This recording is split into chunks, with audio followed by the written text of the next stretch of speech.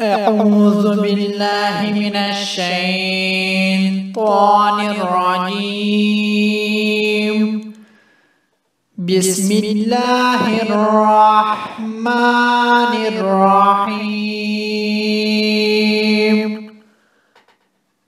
شروع کوم په نام د الله تعالی جل جلاله چې ډیر زیات مهربان پورا رحم لرونکی دی. لإيلاف قريش لجهت دانس او الفت د قريش یو بل سره إيلافهم رحلة الشتاء والصيف. لجهت دانس او الفت د دوی په سفر د ژمي کې یمن ته او په سفر د دوبي کې شام ته هر کال. فليعبدوا رب هذا البيت. نو شاید چې بندگی وکړي دوی د دې کوټې کعبه رب تعالی جل جلاله ته. الذي أطعمهم من جوع وآمنهم من خوف.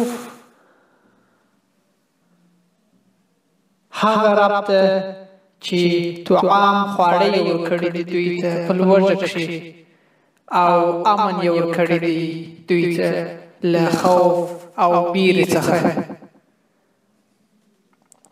یعنې په مکې معظمې کښې غله او نور خواړه نه پیدا کېده، نو ځکه د قریشو داسې عادت و چې په هر کال کښې به دوی 2 ځلې سفر کاوه. د ژمي په وخت کښې به یمن ته تلل چې تود دی، او په دوبي کښې به د شام په لورې تلل چې یخ او زرغون ملک دی. د هر ځای خلکو به دوی د اهل حرم او د بیت الله د خادمانو په نامه سره پیژندل، او د دوی به یې ډېر عزت، احترام او خدمت کاوه، او د هغوی ځان او مال ته به یې لاس نه غځاوه. نو ځکه دوی به له دغه تګ او راتګ څخه په زړه پورې ګټې اخیستې، او بیا په امن، اطمینان او سکون سره په خپلو کورونو کښې کښېناستل او خوړل به یې. د حرم په شاوخوا کښې به شورماشور و، خو په خپله په حرم شریف کښې به د هغه د احترام په سبب کراري وه، او د قریشو خلکو به په ډېرې هوسایي سره خپل ژوند تېراوه. نو د همدې انعام تذکره یادونه درته سوې ده چې د دې کور په تفصیل مې تاسو ته ډوډۍ درکړې، او امنیت، طمانیت، سکون او هوسایي مو در وبخښله، او د اصحاب الفیل له یرغل او تعرض څخه مو وساتلاست.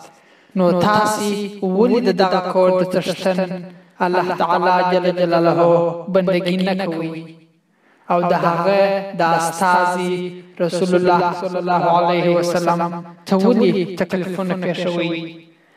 آیا دا ډېر بې انتها ناشکري او احسان هېرول نه دي؟